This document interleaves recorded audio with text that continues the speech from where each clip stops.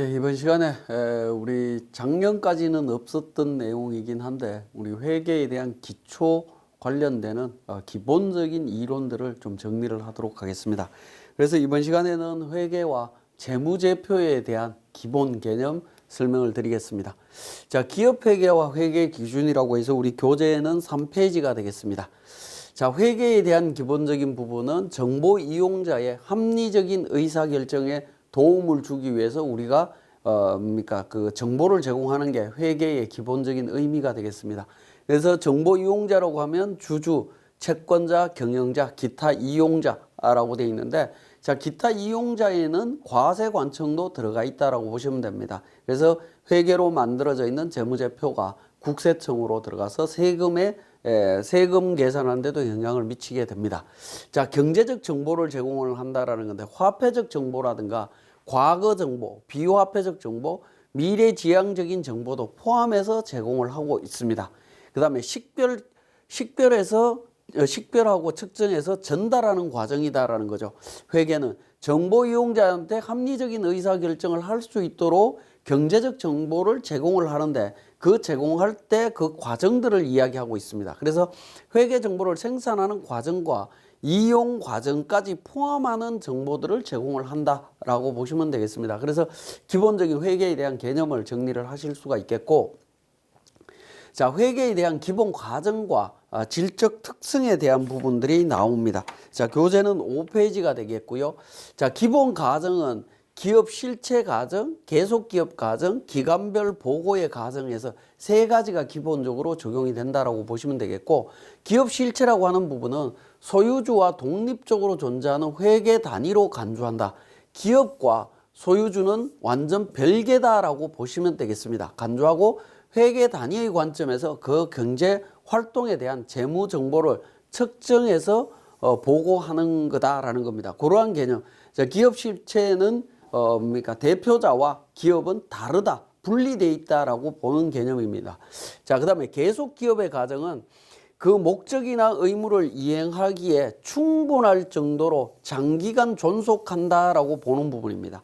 자, 기업을 예를 들어서 1년만 딱 하고 문 닫는다라는 전제가 있으면 회계가 큰 의미가 없습니다. 왜냐하면 시작과 종료되는 시점에 전체적인 흐름, 투자된 금액 종료됐을 때 남아있는 자산 딱 하면 이익이 나오죠. 그러면 어떤 회계의 개념이 크게 필요하지 않습니다. 근데 계속 유지되고 있다면 중간에 잘라갖고 어떤 정보를 제공을 해야 되는 문제가 생깁니다. 정보를 제공을 해야 되는데 그때 어떻게 할 거냐 하는 게 이제 회계에 대한 기본 원칙이라든가 이런 부분들이 이제 발생하게 됩니다. 그렇기 때문에 회계는 계속 기업의 과정이 반드시 필요하다라고 보시면 되겠고요.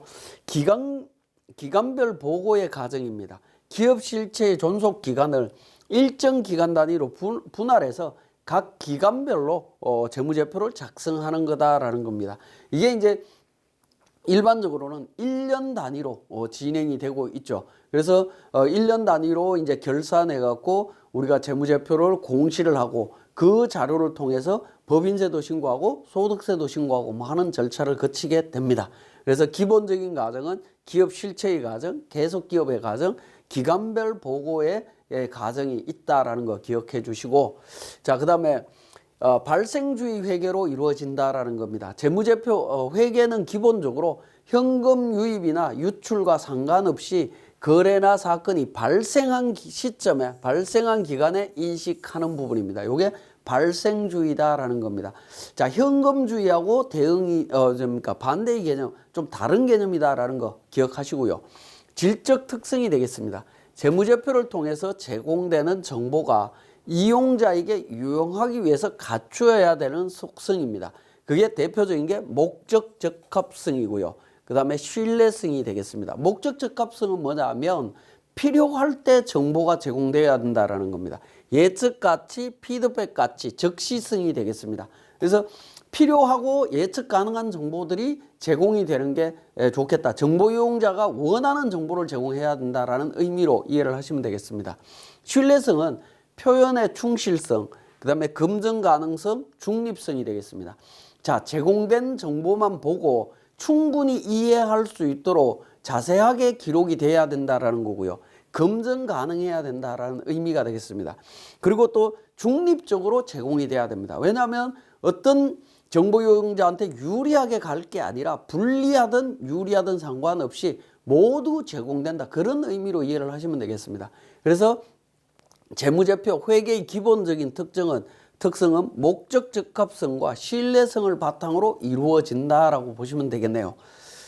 자, 회계 분류가 되겠습니다. 재무회계와 관리회계로 크게 구분할 수 있는데 재무회계는 외부 보고 목적이고요. 관리회계는 내부 보고 목적입니다. 그러다 보니까 정보 이용자가 외부 정보 이용자가 되겠고 관리회계는 내부 정보 이용자가 됩니다. 그리고 의사결정 유형에도 재무회계 외부 정보 이용자들이 투자나 신용 제공에 관한 의사결정을 할 수 있도록 하는 정보가 될 거고 관리에게는 관리적 의사결정에 필요한 정보다. 의사결정을 한다라고 보시면 되겠네요. 자, 정보 제공하는 정보의 형태는 재무에게는 재무보고 형태로 즉 재무제표 중심으로 제공이 됩니다. 근데 내부 관리 목적인 관리에게는 특수 목적에 맞게 임의적으로 보고한다. 성격이 다르다라는 겁니다. 그리고 적용 기준은 재무에게는 일반적으로 인정되는 회계 원칙에 의해서 보고하도록 되어 있습니다. 왜냐하면 다양한 정보 이용자들이 있는데 그 보고하는 방식이 다 다르다라고 하면 혼란이 올 수 있습니다. 그래서 그러니까 일반적으로 인정된 회계 원칙, 즉 기업회계 기준에 따라서 작성된 재무제표를 제공하도록 하고 있습니다. 그런데 관리회계 쪽에서는 우리 회사에서 필요한 형태로만 하면 되는 거죠. 그렇기 때문에 특정한 어떤 기준은 없습니다. 자, 그 다음에 보고 관점은 재무회계는 과거지향적입니다. 그래서 1월 1일부터 12월 31일까지 진행됐던 부분을 결산해서 보고하는 과거지향적이라고 보면 관리회계 쪽은 미래지향적으로 움직인다라고 보시면 되겠고요. 정보의 범위는 기업의 일반 전체적인 정보, 재무회계를 그렇게 그러니까 제공이 되고 있고 관리회계는 특정 부분의 정보가 제공이 된다라고 보시면 될 것 같습니다. 그래서 우리가 이제 회계라고 할 때 주로 살펴보는 부분이 이 재무회계 파트를 정리하는 거다라고 보시면 되겠습니다. 자, 기업회계 기준은 지금 현재 한국채택국제회계 기준, 일반기업회계 기준, 중소기업회계 기준, 특수분야 회계 기준 해서 있는데 저희들이 이제 공부하는 대부분의 회계 기준은 일반기업회계 기준을 기준으로 해서 설명을 드릴 거고요. 일반기업회계 기준 외에 다른 내용이 필요할 때는 국제회계 기준이나 중소기업 회계 기준을 간략하게 설명드리는 방식으로 진행을 하도록 하겠습니다. 그래서 기업회계 적용 범위는 일반기업회계 기준에 대한 부분을 제가 중점적으로 말씀을 드린다라고 했고, 자, 일반기업회계 기준은 외부감사 적용 기업 외의 기업이 적용하는 거다라고 보시면 되겠습니다. 근데 일반기업회계 기준도 외부감사를 받는 회사도 대부분 적용을 하고 있습니다. 근데 국제회계 기준은 상장사들 위주로 이루어지고 있고요. 비상장 회사들은 대부분 일반 기업 회계 기준을 바탕으로 하고 있고 그 중에 일부는 그러니까 국제 회계 기준을 적용하는 회사들도 있다라고 보시면 되겠습니다. 자, 회계의 순환 과정에 대한 부분들을 한번 보면 거래가 발생이 되고요. 그 다음에 붕괴를 합니다. 붕괴장에다가 붕괴를 하고 총계정 원장에 전기를 하고 난 다음에 시산표를 작성을 합니다. 그리고 장부 마감해서 재무제표를 작성하는 과정입니다. 자, 거래가 발생된과 동시에 우리 프로그램에 붕괴를 하면 총계정 원장과 시산표가 자동으로 작성이 됩니다. 자동으로 작성이 되고 결산 과정을 통해서 마감하면 재무제표가 자동 작성이 되는 과정입니다. 과거에는 거래 발생하고 붕괴하고 전기하고 하는 과정들을 다 일일이 다 작업을 했습니다만 지금은 회계 프로그램을 이용을 할 때는 요 붕괴가 가장 중요한 부분이죠. 전표 처리하는 부분이 가장 중요한 부분입니다. 그 부분만 우리 세무사랑 프로를 통해서 정확하게 처리만 되면 나머지 과정들은 자동으로 다 이루어진다라고 보시면 되겠습니다. 자, 거래가 발생이 된다라고 했을 때 거래의 개념은 어떻게 되느냐? 회계상 거래 요건에 대한 부분을 보면 순자산의 변동이 있어야 됩니다. 순자산이라고 하면 자산 부채의 변동이 있어야 된다라는 겁니다. 순자산의 의미는 뒤쪽에서 보겠지만 자산에서 자산에서 부채를 차감한 개념으로 이해를 하시면 됩니다. 그래서 자산 부채의 변동이 있어야 되겠다라는 거고요. 순자산의 변동을 회계적으로 신뢰성 있게 측정해야 된다라는 겁니다. 자, 순자산이 변동이 있는데 그 변동에 대한 부분을 신뢰성 있게 측정해야 됩니다. 화폐적으로.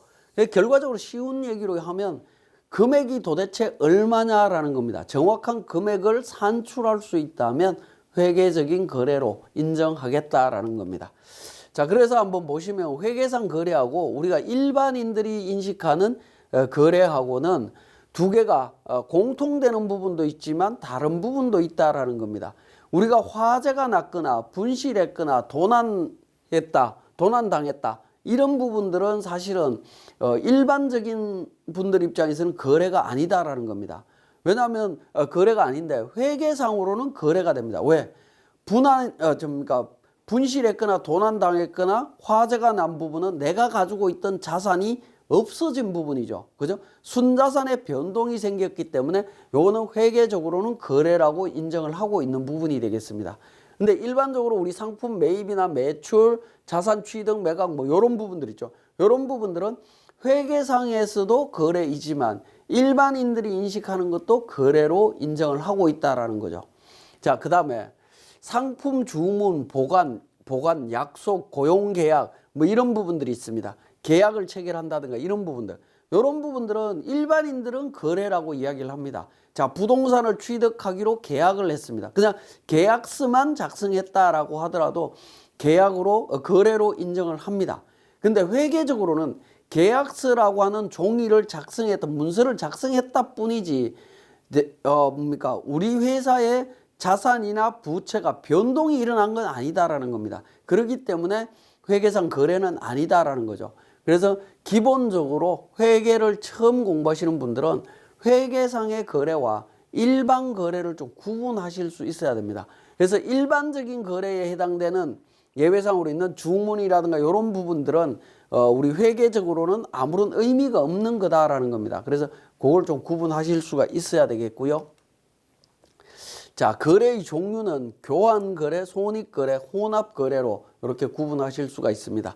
자, 교환거래라고 하는 부분은 자산, 부채, 자본의 정감이 없이 서로 교환되는 부분입니다. 그러니까 예를 들어서 A라는 차량을 B라는 차량과 서로 이렇게 교환을 한다든가 뭐 이런 부분들이 되겠습니다. 그 다음에 손익거래는 수익 비용의 발생으로 자본의 증감이 발생되는 거래를 손익거래라고 이야기하고요. 혼합거래는 교환거래와 손익거래가 합쳐져 있는 거래를 의미합니다. 자, 그런데 우리가 이제 거래의 종류를 이렇게 말씀은 드렸습니다만은 실질적으로 교환거래인지 손익거래인지 혼합거래인지는 실제 거래가 발생했을 때에는 이 부분은 크게 중요하지는 않습니다. 모두 다가 거래에 해당이 되는 거고 그 거래를 분석해서 분개를 하는 과정들만 정확하게 이해를 하시면 됩니다. 근데 우리 회계를 처음 공부하시는 분들은 교환, 손익, 혼합 거래라고 하는 부분들이 내용들이 생기다 보니까 그 부분에 대해서 제가 간략하게 말씀을 드렸습니다.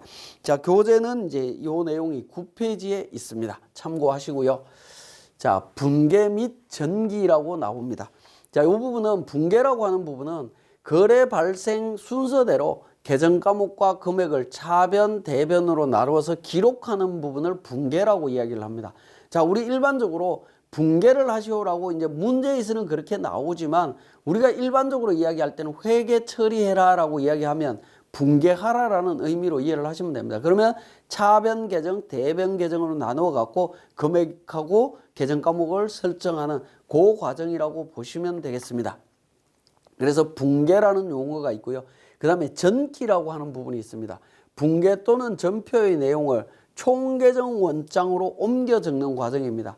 근데 지금은 사실은 이제 회계를 하시는 분들은 대부분 다가 프로그램에 의해서 이루어지다 보니까 전기라고 하는 개념을 잘 이해를 하실 수가 없습니다. 왜냐하면 직접 하는 것이 아니라 프로그램에서 자동으로 전기라고 하는 기능들이 자동으로 생성이 되기 때문에 전기를 잘 모르는 분들이 많은데 전기라고 하는 부분은 분계장에 있는 내용을 우리 총계정 원칙으로 옮겨 적는 거다라는 거, 요건 뭐 그냥 상식적으로 알아두시면 좋을 것 같습니다.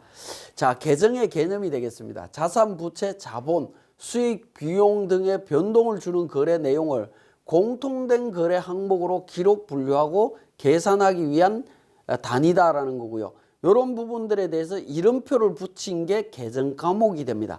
자, 재무제표에 표시하기 위해서 구체적인 항목을 계정 과목이다라고 이야기를 합니다.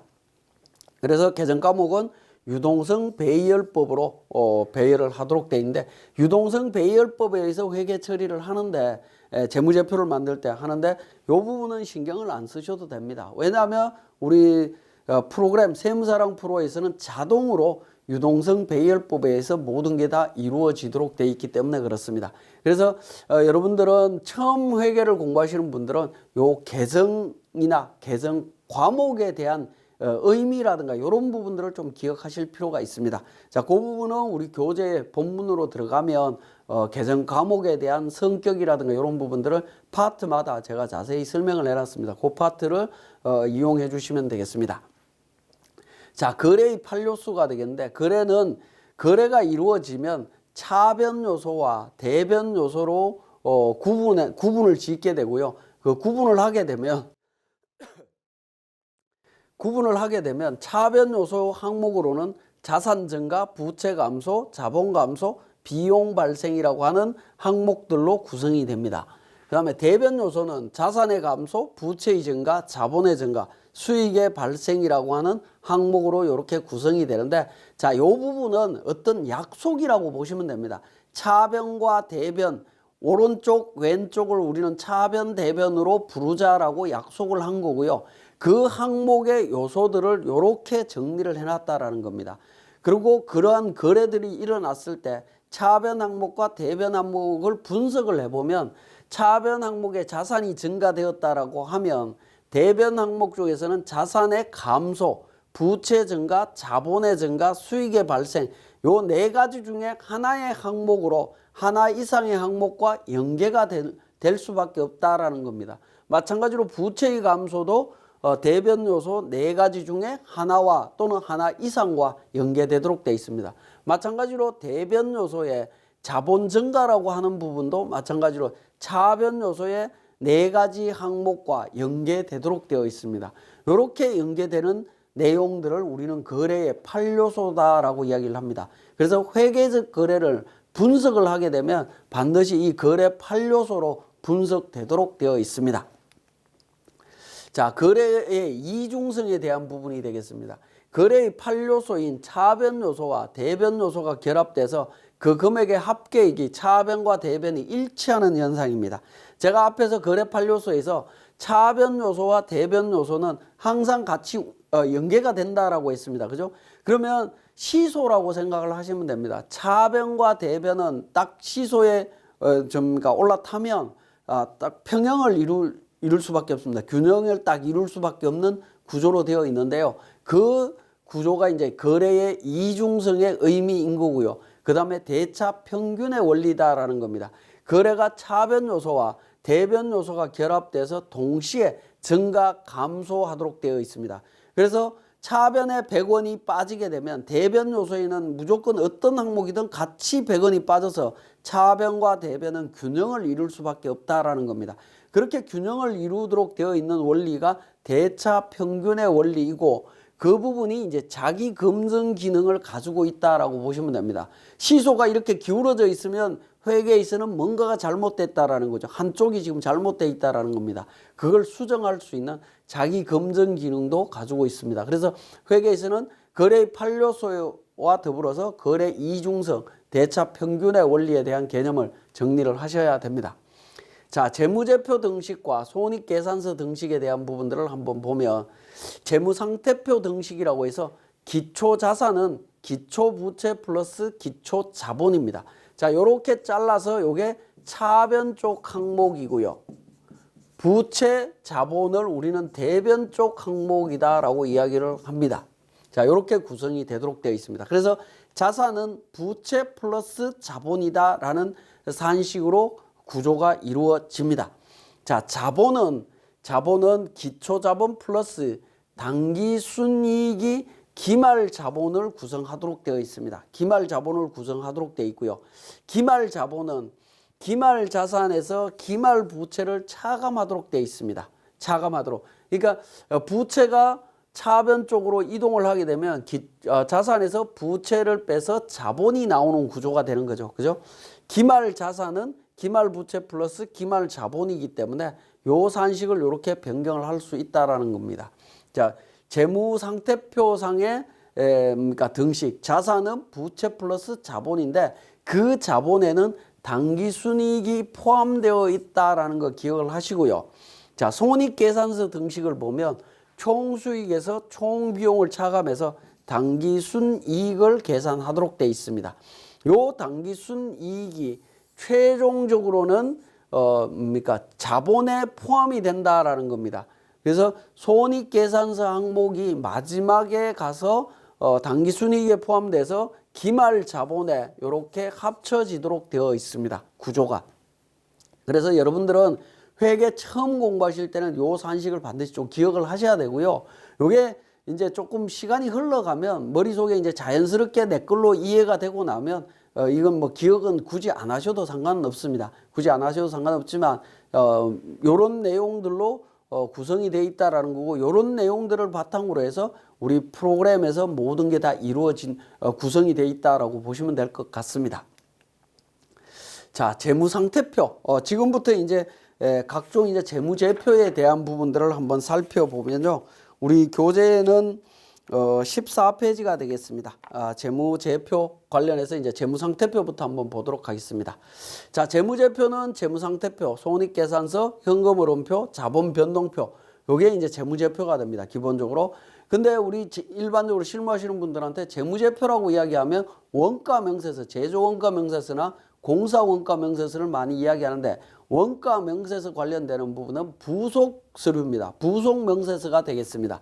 자, 이 원가명세서는 손익계산서의 일부 항목입니다. 즉 손익계산서의 매출원가에 연계가 된다라는 겁니다. 매출원가에 포함이 되어 있는 부분으로 이해를 하시면 되겠고, 자본변동표는 그러니까 재무상태표에 있는 자본의 변동을 나타내는 표가 되겠습니다. 근데 과거에 이익잉여금 처분계산서가 재무제표 범위 안에 들어와 있었습니다. 근데 자본변동표 안에 이익잉여금 처분계산서가 같이 포함되어 있는 개념으로 이해를 하셔도 될 것 같습니다.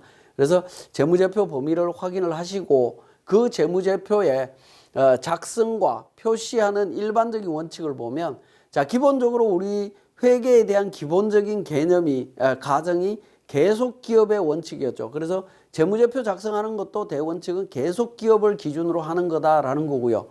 재무제표의 작성 책임과 공정한 표시는 작성 책임과 공정한 표시를 해야 되는데, 작성 책임은 경영진한테 있다라고 이해를 하시면 되겠고, 재무제표 항목의 구분과 통합 표시라고 되어 있습니다. 자, 항목은 구분해서 표시할 수도 있고 통합해서 표시할 수도 있습니다. 그때 중요한 항목은 구분해서 표시를 하셔야 되고요. 중요성이 좀 떨어진다라고 하면 우리 통합 표시하시면 되겠습니다. 자, 재무제표는 항상 비교 재무제표로 작성합니다. 그래서 당해 연도와 전년도를 같이 비교해서 재무제표를 작성하고 공시를 내야 정보 이용자들이 작년에는 어땠고 올해는 어떻구나 하면서 정보를 얻을 수 있는 부분이 되겠습니다. 자, 재무제표 항목의 표시와 분류의 계속성입니다.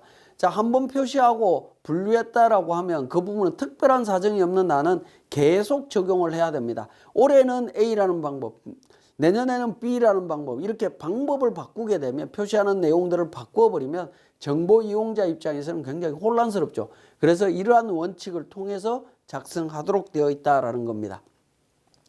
재무상태표의 목적이 되겠습니다. 일정 시점에 경제적 자원인 자산과 의무인 부채, 자본에 대한 정보를 제공하는 겁니다. 일정 시점을 기준으로 자산 부채에 대한 내용을 보고하는 부분이 되겠습니다. 그러니까 대부분 재무상태표는 12월 31일자로 작성이 되는 거다라고 보시면 되겠네요.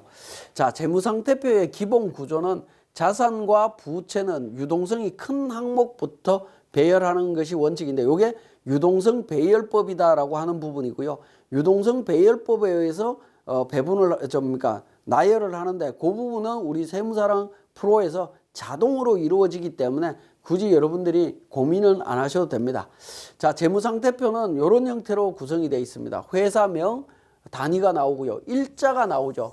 아까 앞에서 재무상태표는 일정 시점이다라고 말씀을 드렸죠. 그죠? 그래서 시점에 대한 개념이 나옵니다. 대부분은 12월 31일자가 될 겁니다. 자, 왼쪽에 자산이라고 해서 유동자산과 비유동자산. 유동자산에는 당좌자산, 재고자산. 비유동자산은 투자자산, 유형자산, 무형자산, 기타 비유동자산으로 이렇게 구성이 되어 있습니다. 자, 그 다음에 부채와 자본 쪽에서 내용을 살펴보면 부채와 자본을 합쳐서 대변 쪽에서 이야기를 하고 있는데 부채도 유동부채와 비유동부채로 구분 짓고 있고요. 자본은 자본금, 자본잉여금, 자본조정, 기타 포괄손익 누계액, 이익잉여금으로 구성이 되어 있습니다. 자, 회계를 공부하시는 분들은 처음 공부하시는 분들은 보면 자산과 부채에 대한 부분은 굉장히 많이 공부를 합니다. 그리고 기억들을 하고 계시는데 이 자본에 대한 부분들은 많이 그러니까 좀 정리가 좀 덜 되는 것 같습니다. 여러분들은 정리하실 때 자본 파트도 정확하게 좀 정리하실 수 있도록 끝까지 좀 정리를 하셨으면 좋겠다라는 거 말씀을 드리고요. 유동과 비유동성을 구분하는 기준은 뭐냐? 기본적으로 1년 기준입니다. 자, 보고기간 종료일로부터 1년 안에 회수가 될 가능성이 있다라고 하면 그 부분은 유동성이 있다라고 보는 거고요. 1년이 넘어간다라고 하면 비유동성으로 봅니다. 외상매출금이나 외상매입금, 미지급 이런 부분들이 다 1년 안에 회수된다라고 보고 유동성으로 분류하고 있습니다. 자, 그래서 1년 기준이다라는 거고요. 그때 1년 기준이다라고 할 때 언제부터 1년이냐라는 겁니다. 보고기간 종료일로부터 1년입니다. 대부분은 12월 31일 기준으로 이날부터 1년을 따집니다. 자, 1년 이상이 걸리는 경우도 있을 수 있습니다. 그런 경우는 어떻게 할 거냐 하는 건데 정상적인 영업 주기로 따집니다. 제조 과정에 투입될 재화나 용역을 취득한 시점부터 판매로 인한 현금 회수 완료 시점까지 소요되는 부분, 장기간 숙성이 이루어져야 되는 어떤 제조 상품들이 있습니다. 뭐 쉽게 이야기하면 위스키 같은 경우 있죠. 그런 부분들은 장기 숙성 과정이 거치죠. 뭐 10년산, 20년산, 30년산 뭐 이렇게 있습니다. 그럼 30년 동안 숙성을 시켰다라는 부분들인데 그걸 1년 기준으로 분류를 하다 보면 비유동으로 가지만 그렇게 장기간 정상적으로 제품이 되는 기간이 장기간 걸린다라고 하면 그 기간 안에 움직이는 것들은 정상적으로 보고 유동성으로 분류를 해줄 수 있다라는 겁니다. 근데 실무적으로는 거의 대부분은 1년 기준으로 움직이고 있습니다. 자, 자본에 대한 부분들을 정리를 하면 자본금은 발행주식수 곱하기 액면가액입니다. 자본금은 발행주식수 곱하기 액면가액인데 요거는 법인 등기부 등본에서 확인하실 수 있습니다. 그래서 반드시 이 부분 좀 확인을 하셔서 자본금이 정확하게 반영이 될 수 있도록 하셔야 되겠고요. 자본잉여금은 주식 발행 초과금 등으로 구성이 되어 있습니다. 그 다음에 자본조정은 자기주식, 그 다음에 주식 할인 발행 차금 등으로 해서 자본조정 구성이 되어 있고 기타 포괄손익 누계금 매도 가능 정권 평가이익 관련되는 부분으로 구성이 되어 있습니다. 그 다음에 이익잉여금 해서 자본은 이렇게 구성되어 있다라는 거 기억을 하시면 되겠습니다. 자, 재무상태표 항목과 항목의 구분과 통합 표시라고 해서 중요한 항목은 구분 표시한다. 이건 뭐 당연한 거고요. 현금 및 현금성 자산을 구분 표시해 달라라는 겁니다. 그래서 현금 및 현금성 자산 이외의 자산하고 구분을 해달라라는 부분이고요. 자본금 구분 표시. 그래서 보통주 자본금과 우선주 자본금을 구분 표시해달라. 그 다음에 자본잉여금의 구분 표시. 주식 할인 발행 초과금과 기타 자본잉여금은 구분 표시해달라라는 내용이 되겠습니다. 자, 그 다음에 자본조정에 대해서도 구분 표시해달라라는 부분이 되겠습니다.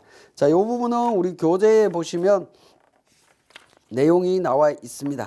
자, 22페이지에 보시면 자본조정 같은 경우에는 자기 주식은 별도로 표시를 하고 나머지는 뭐 통합해서 표시할 수 있다. 뭐 이런 부분이 되겠고요.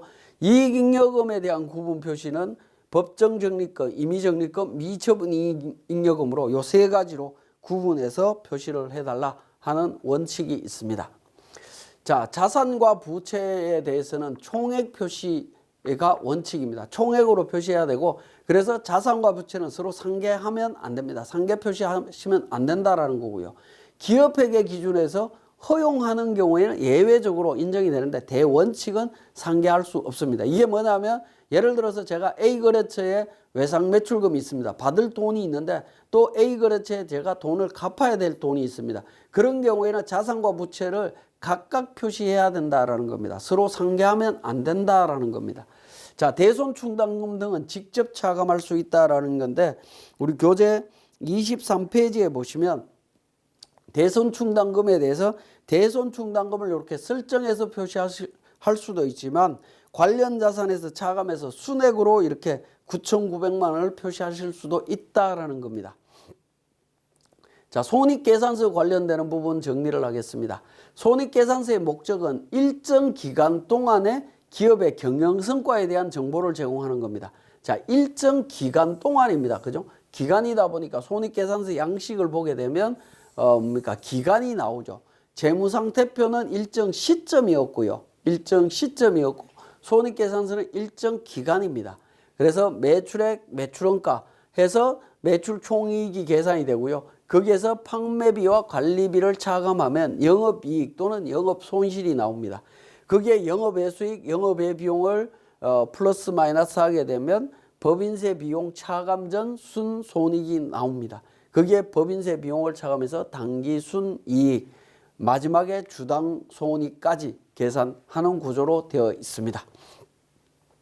수익과 비용에 대해서도 총액으로 표시하도록 되어 있습니다. 그래서 총액 보고가 원칙이고요. 동일 또는 유사 거래의 차익이나 차손은 총액 표시하도록 되어 있습니다. 그렇지만 중요하지 않으면 상계 표시도 가능합니다. 근데 대원칙은 총액으로 간다라는 겁니다. 각각 보고한다라고 보시면 되겠고요. 이익잉여금 처분계산서가 되겠습니다. 자, 우리 자본변동표가 재무제표이고요. 이익잉여금 처분계산서는 기업회계에서는 재무제표가 아니다라고 보시면 되겠는데 상법이라든가 또는 법인세 신고라든가 이런 때 중요한 부분들이 이익잉여금 처분계산서입니다. 자본변동표는 별도로 하고 이익잉여금 처분계산서를 제출하도록 되어 있다 보니까 이익잉여금 처분계산서에 대한 부분을 말씀을 드리겠습니다.